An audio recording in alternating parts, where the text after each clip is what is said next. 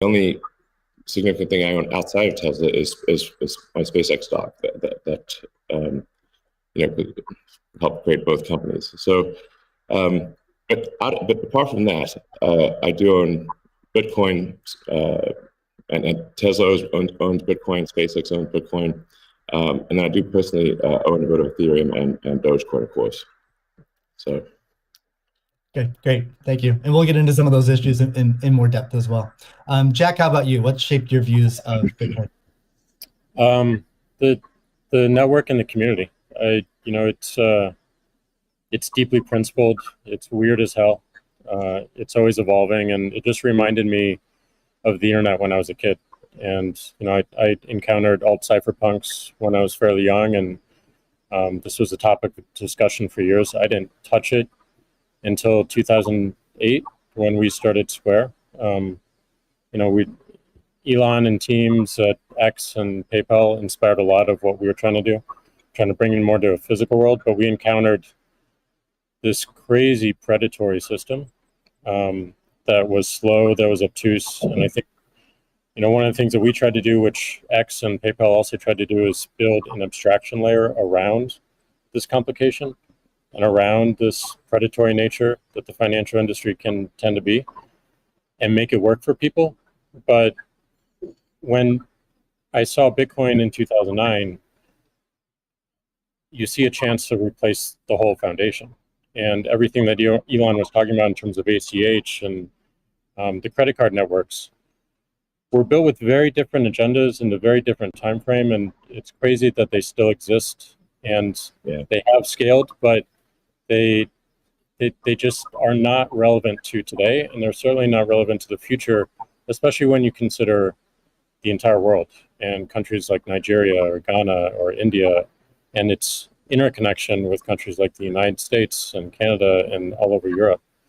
So what really drove my thinking and drives my passion around it is, like, if the internet gets a chance to get a native currency, what will that be?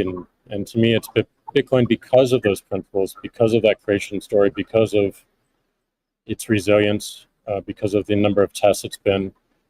But what inspires me the most is just the community driving it. It just reminds me of the early internet. It's the only reason that I have a career, because I learned so much from people like who are building Bitcoin today, and I continue to learn in that sense, and I'm so grateful for it.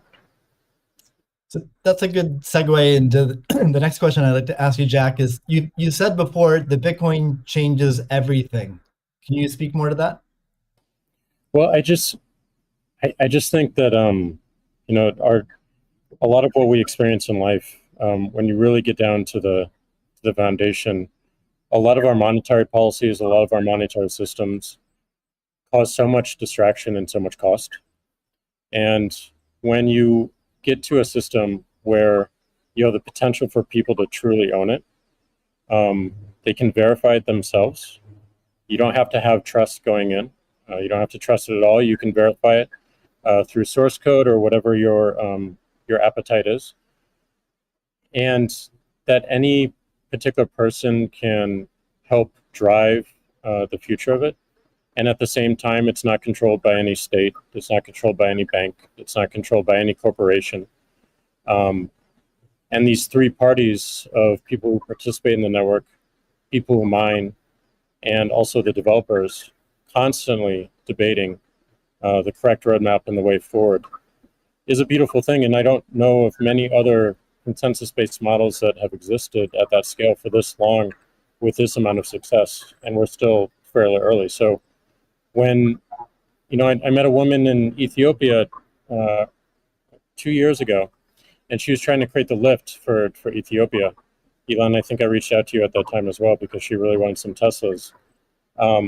She still has to take paper fiat cash from her passengers and pay all of her drivers in the same way, because there's no monetary system that she can utilize. There's nothing digital.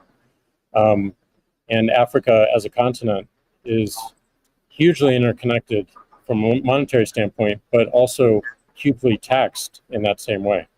So a lot of the potential that I see the internet having a native currency helps her build her business in a much faster way.